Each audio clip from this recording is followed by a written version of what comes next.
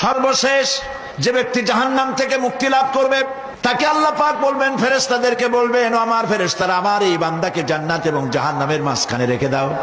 জান্নাত এবং জাহান্নামের মাঝখানে লোকটি যখন থাকার জায়গা পাবে, সে জান্নাতের দিকে তাকায়া দেখবে আর কাঁদতে থাকবে। আল্লাহ পাক জিজ্ঞেস করবেন, বান্দারে, যুগের পর যুগ ধরে জাহান্নামে কেঁদেছো, আমি রব্বুল আলামিন জাহান্নাম মাফ করে দিয়া জান্নাত জাহান্নামের মাঝখানে রেখে দিয়েছি, আযাব থেকে তো বেঁচে গেছো, এখন কান্দো কেন? লোকটি বলবে, রব্বুল আলামিন কান্দি এই কারণে, জাহান্নাম থেকে মাফ করেছো, তোমার শুকরিয়া আদায় করি। জান্নাত তো আমার কপালে নাই, কিসমতে নাই, কিন্তু জান্নাত আমি এখান থেকে দেখতে পাচ্ছি, জান্নাতের সুঘ্রাণ আমার নাকে আসতেছে, কপালে নাই যাওয়ার।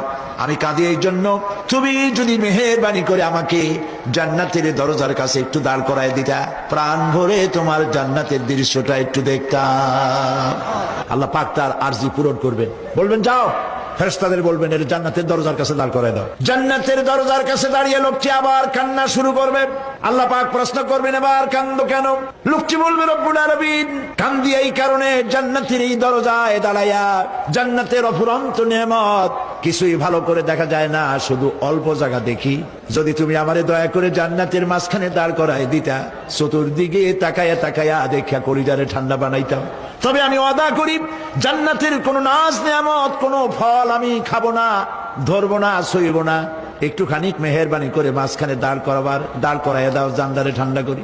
আল্লাহ রব্বুল আলামিন ফেরেশতাদের বলবেন, আমার এই বান্দারে জান্নাতের মাঝখানে দাঁড় করাইয়া দে। আল্লাহর নবী বলেন, জান্নাতের মাঝখানে দাঁড়িয়ে লোকটি আগের চাইতে আরো জোরে চিৎকার মেরে কাঁদতে থাকবে। আল্লাহ পাক বলবেন, বান্দারে কি হলো তোর? দরজার কাছে আসতে চাইছিলে, আইনা দিলাম। আবার এবার মাঝখানে আসতে চাইছো, তাও এনে দিয়েছি, আবার কান্দো কেন?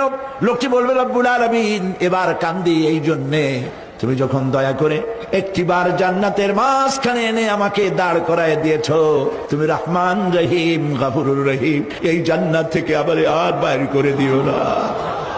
আল্লাহ রব্বুল আলামিন বলবেন, ও আমার বান্দারে, আমার এই জান্নাত তোর খুব